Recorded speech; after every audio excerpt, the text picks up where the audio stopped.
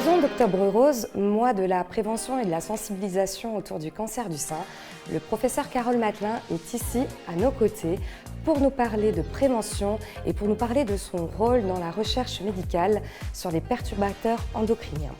Je vous emmène avec moi, c'est parti! Pouvez-vous nous expliquer votre projet de recherche? Alors, nous travaillons beaucoup sur le cancer du sein et en ce moment, nous cherchons les causes de cancer du sein. Les causes sont multiples, mais on s'intéresse à l'environnement et en particulier aux perturbateurs endocriniens. Est-ce que vous pourriez nous dire qui est touché par cette maladie, s'il y a des profils peut-être plus à risque que d'autres? Oui, alors c'est un cancer qui touche une femme sur 10. Les femmes sont souvent au-delà de 50 ans. 80% des cas surviennent après la ménopause, moyenne d'âge autour de 63-64 ans. Et profil à risque, plutôt des gens qui ont une obésité après la ménopause, plutôt des sédentaires, parfois des facteurs de risque familiaux. Qu'est-ce qu'on pourrait dire sur les premiers symptômes? Nous, on aime bien que les femmes viennent nous voir sans symptômes.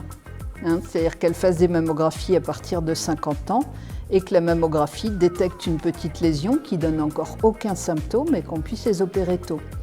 Maintenant, si on attend le symptôme, ça peut être une petite déformation de la peau du sein, ça peut être un écoulement, ça peut être une petite boule, un ganglion sous le bras. Tout ce qui est anormal doit inciter les femmes à consulter. Quels conseils pouvez-vous donner aux femmes? Alors, je crois que c'est important que les femmes fassent des mammographies à partir de 50 ans, tous les 2 ans jusqu'à 74 ans.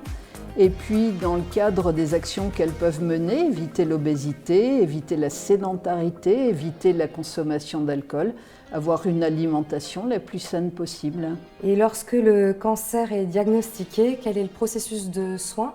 Alors, quand le cancer est diagnostiqué, le plus souvent, il faut de la chirurgie, pas forcément immédiate, parfois après des traitements néoadjuvants.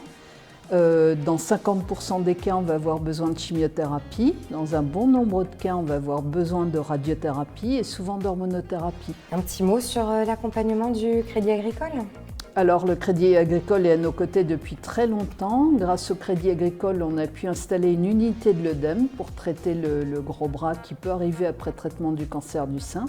Et là, le Crédit Agricole est très impliqué dans notre projet de recherche qui vise à étudier l'impact des perturbateurs endocriniens, donc des pesticides, de polluants éternels qu'on appelle les PFAS ou de certains métaux, dans la survenue du cancer du sein.